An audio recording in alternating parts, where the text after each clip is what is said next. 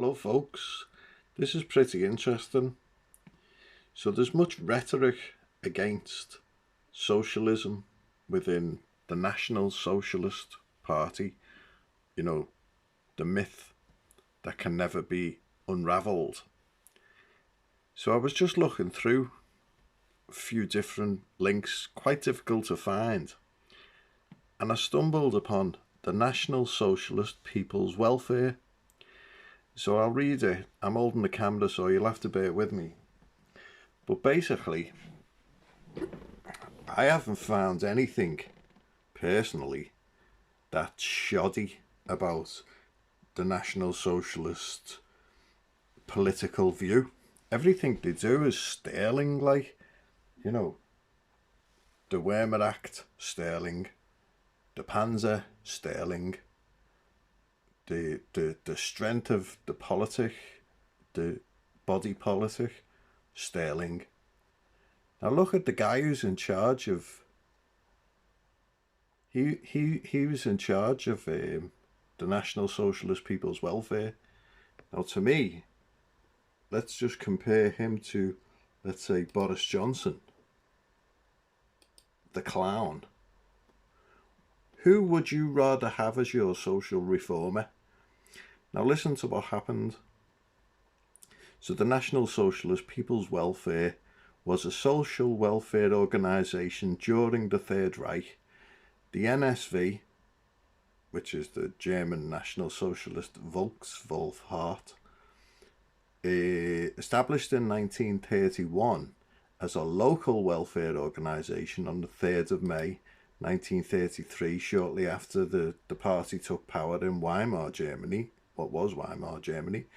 Hitler turned it into a party organisation of the National Socialist Democratic Party, Workers' Party. The main offices were in Berlin. So he hasn't left them out wherever, he's brought them to Berlin. Hitler has brought Erich Hilgenfeld to Berlin, where the structure of the NSV was based on the party model with local, county and district administrations. Erich Hilgenfeld, who worked as office head at the NSV, organised a charity drive to celebrate Adolf Hitler's birthday on the 20th of April 1931. So, soon coming up to 90 years. Following his move, Joseph Goebbels named him the leader of this organisation, the NSV, and the NSV became established as the single party welfare organ on the 3rd of May 1933.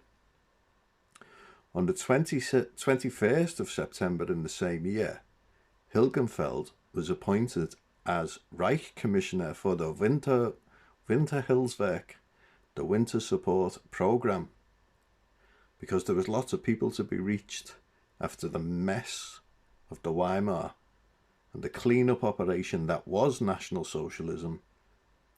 They were providing much support during the winter because people were killing themselves and all sorts of, starving and tantamount to famine, lack of work. And it took a couple of years. So under Hilgenfeld, the programme was massively expanded under this man, Erich Hilgenfeld. So the National Socialists didn't do shoddy work.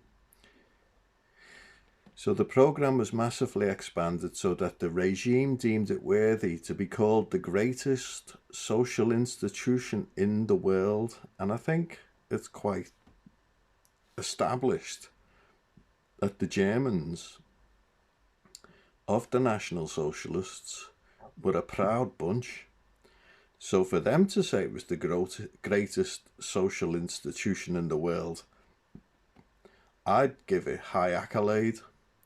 So one method of expansion was to absorb, or in the parlance of the party, coordinate already existing yet non-party charity organisations. So they were actually bringing non-party organisations into the fold. so that, the distribution was there. In 1933, Hitler decreed the banning of all private charity organisations in Germany. Well, looking at the charity organisations of today, offshore accounting, drug laundering, money fraud, all sorts, that nationalising the charity organisation seems like a wise move when you're on the clean-up. So, ordering Chairman Hilgenfeld to see of the disbanding of all private welfare institutions. So that's a fairly big task for a guy who's in charge of already a big task. So this man seems to be an accomplished guy. So that provided the party the means to engage in the social engineering of society through the selection of who could receive government benefits. And rightly so. Hitler had essentially nationalised local municipalities, German federal states and private delivery structures that had provided welfare services to the public. The NSV was the second largest party group organisation by 1935, second only to the German Labour Front. It had 4.7 million members and 520,000 volunteer workers. The party members were active in communal welfare professionally or as volunteers had to be members of the organisation. With 17 million Germans receiving assistance under the auspices of the NSV by 1939, the agency projected a powerful image of caring and support. Oh my God. And this is the wiki page. So, this is watered down and I'm already getting shivers. So the party provided a plethora of social welfare programs under the concept of Wohlgemeinschaft, which is about kith and kin, blood purity. The nation is the family, blood and soil, which promoted the collectivity of a people's community where citizens would sacrifice themselves for the greater good. Well, you don't see that on any Hollywood movie. The NSV operated 8,000 day nurseries by 1939 and funded holiday homes for mothers, distributed additional food for large families, and was involved with a wide variety of other facilities. We've a lot to learn about National Socialist Germany yet.